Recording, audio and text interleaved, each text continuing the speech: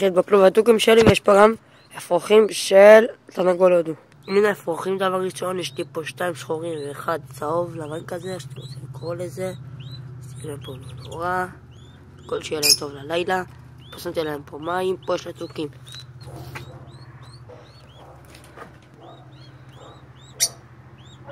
פה יש לי זוג תוכים חדשים דווקא, לא מזמן הבאתי לפני שבוע בערך. פה התוכים משחק על מתקן ששמתי להם החדש, אני בניתי להם אותו. פה זה התוכים הישנים, ובאת התלה הזה.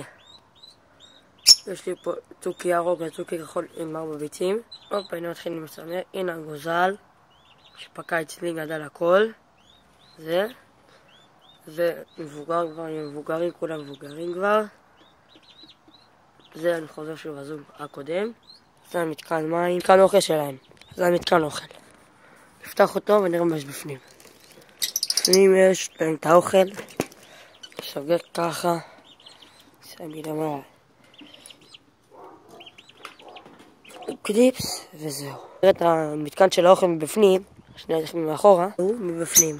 שני התוכים שם על הקיר משחקים. משחקים שם על הקיר. הנה הם נשים אופים על המקט ששמתי להם. פה התקפין היה הפוך. הופה.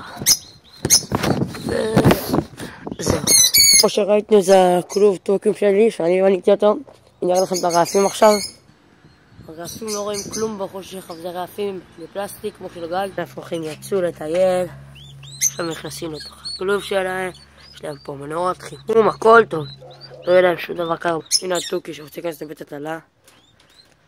לא, הוא לא רוצה להיכנס למעצבן. הוא לא רוצה להיכנס.